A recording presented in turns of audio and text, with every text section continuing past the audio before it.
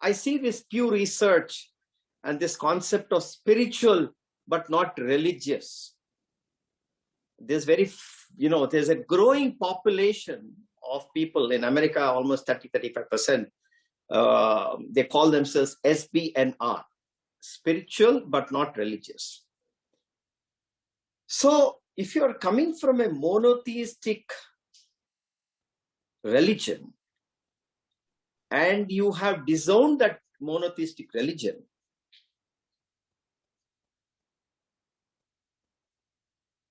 you do not know what to do, but you meditate and you call yourself spiritual, but then you say, I'm not religious.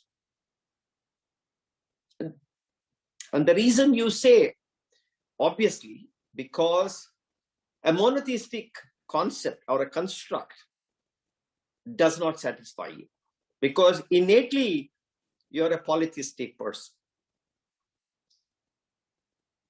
But then you have defined yourself, you have labeled yourself as an atheist, because you have left the monotheist.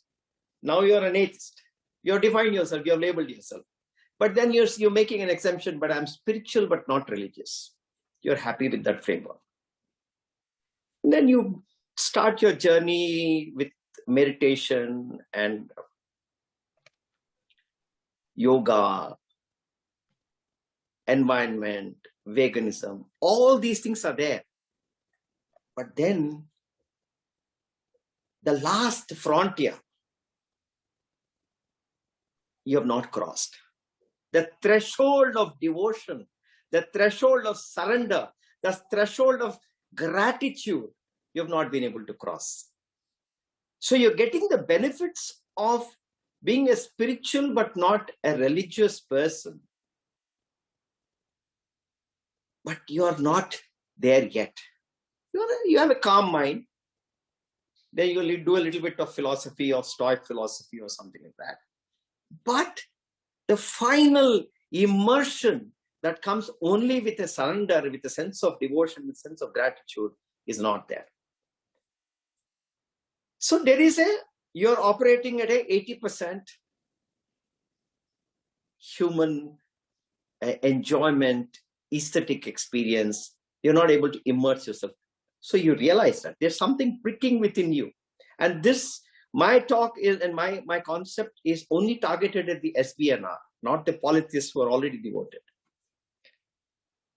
So from a monotheist to an atheist, and then you still are not reaching that particular final frontier. So how do you convert yourself into a theist? Your intellect will not permit you. Your intellectually and your ego will say no. Your logic will say no. But then you like it when you surrender to something, when you express gratitude, you understand it, you experience that. And so how can you do it? So how does an atheist convert himself into a theist or a polytheist? Is the conceptual work that I want to present as an art. And that's why I want to present it in this session. This journey between a monotheism, atheism, theism to polytheism. How do you journey? How does the SBNR journey? That's the issue. So you realize the importance of gratitude. You realize the importance of surrender. Because you're already saying, I'm spiritual. So spiritual means at least you realize that there's something else larger than you. So therefore you appreciate that. I want to propose a conceptual framework for all the SBNRs around the world. First and foremost, understand that without devotion, without gratitude, without surrender, the final frontier is not crossed. No amount of mindfulness, no amount of meditations will not help you. They will only sharpen your mind. They will only help you concentrate better. But unless you learn to cross this, your ego will not be subsumed. You will still be at an intellectual level. So if you realize that simple fact that you need to surrender, you need to express gratitude. If you realize that, then what next? You have accepted that. What next? What do you do? Do I go to India? Do I go to Thailand? Or do I go to any indigenous tradition? Again, your intellect is preventing you. The intellect is preventing you from going to anyone and surrendering, because only surrender, you know that surrender can give you the final, cross the final frontier, but then you don't know what to do. So this conceptual framework in an artistic way that I propose to you is to create your own icons. Create your own gods as an intermediary step before you discover the beautiful gods that are there all around us. I want to call this as pentapolytheism, fivefold polytheism. I am inspired by the Gita. I'm inspired by the Panchamahayajna. And I want to use that framework of Panchamahayajna and call it for the SBNRs and say that call yourself as pentapolytheists. And create your own icons. Start with Pitru Yajna, your ancestors. Go and get a DNA test done. Discover ancestry.com. If you go, intellectually you can go to ancestry.com, you do your DNA, discover all your ancestors. Start with your parents, start with your grandparents, great-grandparents, go all the way up. Get images.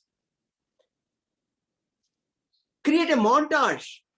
This is the art form that I'm talking about. A photo montage of all your ancestors you create.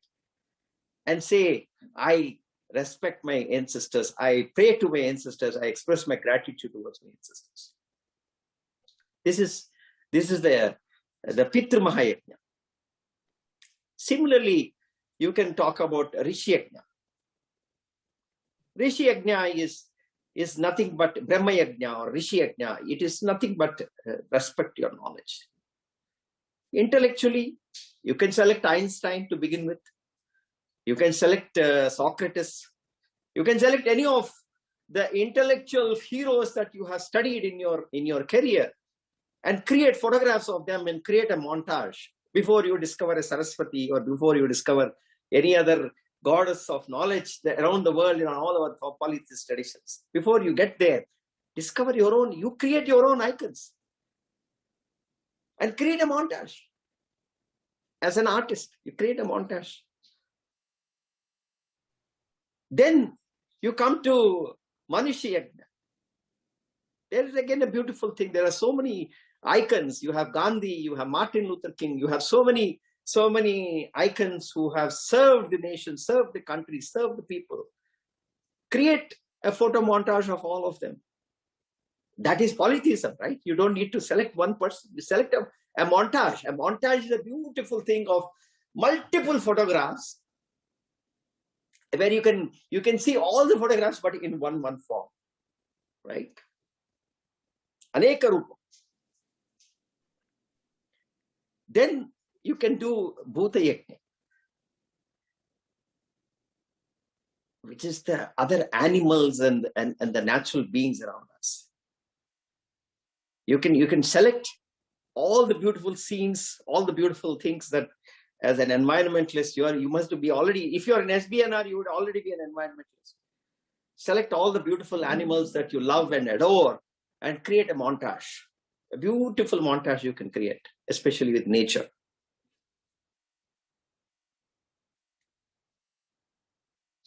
And then Brahma Yajna. This is then the Deva Yajna.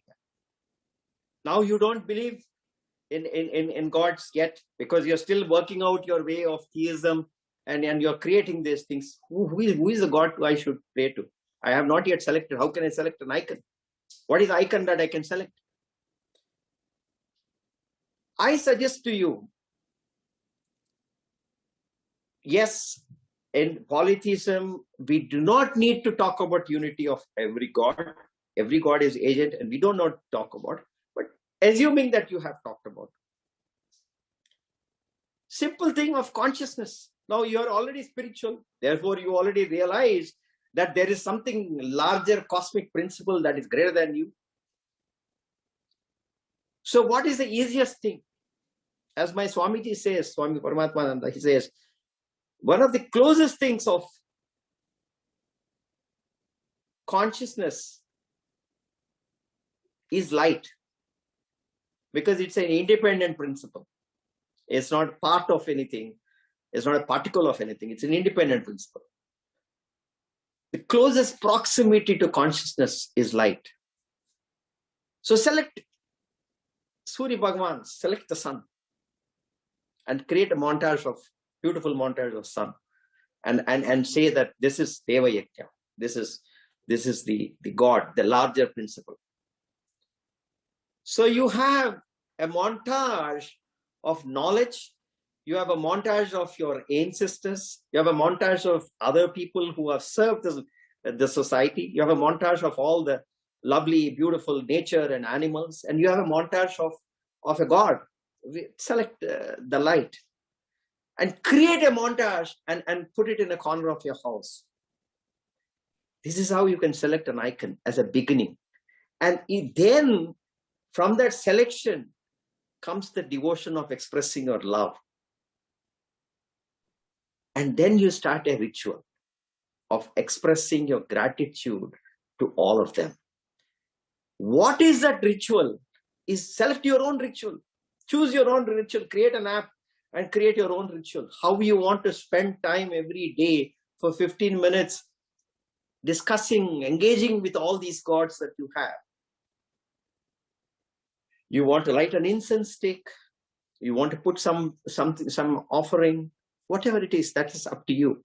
The rituals is not important, but the fact that something you do regularly is important. So think about this. Frame it as a pentapolytheism. So from monotheism to atheism to theism to pentapolytheism. Frame it as pentapolytheism. Select your own icons. Select your own icons. And remember that as many icons is more, because it's a montage. It's a conceptually, it's a montage of multiple photographs, multiple images, multiple icons. The moment you embrace multiplicity there in what you rever, you are a polytheist.